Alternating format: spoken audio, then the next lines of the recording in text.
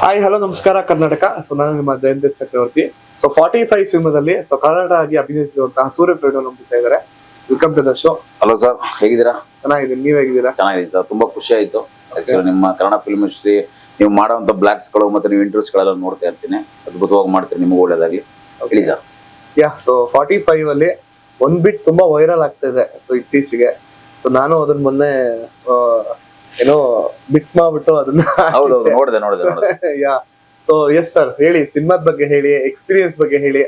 ತುಂಬಾ ಒಳ್ಳೆ ದೊಡ್ಡ ಪ್ರಾಜೆಕ್ಟ್ ಸಿನಿಮಾ ಇದು. ಅದೊಂದು 3 ಮಲ್ಟಿ ಸ್ಟಾರ್ ಗಳ ಜೊತೆ ಸೊ ಅಭಿನಯಿಸುವಂತಹ ಎಕ್ಸ್ಪೀರಿಯನ್ಸ್ ಹೆಂಗಿತ್ತು ನಿಮ್ಗೆ, ಅದೆಲ್ಲ ಹಂಚ್ಕೋಬೋದಾ ಅಂತ? ಇಲ್ಲ ಸರ್, ಖಂಡಿತವಾಗ್ಲೂ ತುಂಬಾ ಖುಷಿ ಆಗ್ತಿದೆ. ಯಾಕಂದ್ರೆ ಟ್ರೈಲರ್ ನೋಡಿದ ಮೇಲೆ ನಾನು ಎಕ್ಸ್ಪೆಕ್ಟೇ ಮಾಡಿರ್ಲಿಲ್ಲ.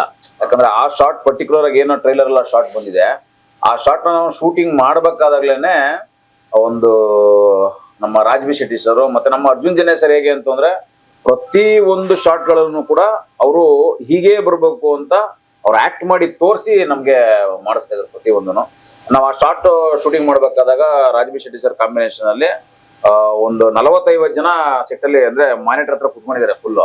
ಅದು ತುಂಬಾ, ಯಾಕಂದ್ರೆ ಈಗ ತುಂಬಾ ಒಳ್ಳೆ ಲೆಜೆಂಡ್ ಆಕ್ಟರ್ ನಮ್ಮ ಈಗ ರಾಜ್ಬಿ ಶೆಟ್ಟಿ ಸರ್ ತುಂಬಾ ಟ್ರೆಂಡಿಂಗ್ ಇದ್ದಾರೆ. ಅವ್ರ ಕಾಂಬಿನೇಷನ್ ನಾವು ಮಾಡ್ಬೇಕು ಅಂತ ತುಂಬಾ ಸೂಕ್ಷ್ಮ ಐತೆ. ಅಲ್ಲಿ ಟೈಮಿಂಗ್ ಅನ್ನೋದು ಇಂಪಾರ್ಟೆಂಟ್. ಆ ಒಂದು ಪರ್ಟಿಕ್ಯುಲರ್ ಶಾರ್ಟ್ ಅಲ್ಲಿ ಅದು ಕೀಬೋರ್ಡ್ ತಗೊಂಡು ಹೊಡಿಬೇಕು, ಅದು ಇಷ್ಟರಲ್ಲೇ ಹೋಗ್ಬೇಕು ಶಾರ್ಟ್. ವಿತಿನ್ 1 ಸೆಕೆಂಡ್ ಹಿಂಗ್ ಟಚ್ ಆಯ್ತು ಅಂದ್ರೆ ಬಿಡ್ತದೆ.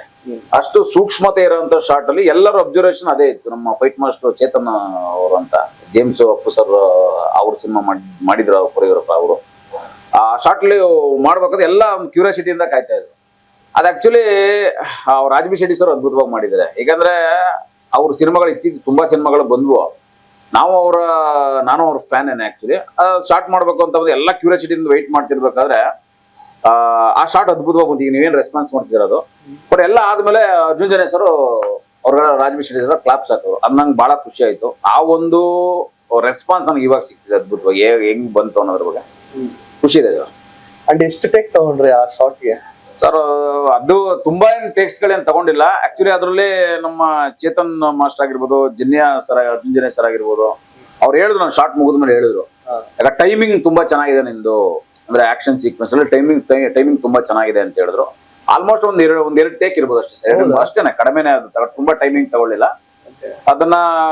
ಯಾಕಂದ್ರೆ ಆ ತರ ಶಾರ್ಟ್ಸ್ ಗಳಲ್ಲಿ ಡೈಲಾಗ್ ಆದ್ರ ನಾವು ಮಾಡ್ಬೋದು, ಬಟ್ ಆಕ್ಷನ್ ಸೀಕ್ವೆನ್ಸ್ ಗಳಲ್ಲಿ ತುಂಬಾ ರಿಸ್ಕ್ ಇರ್ತದೆ.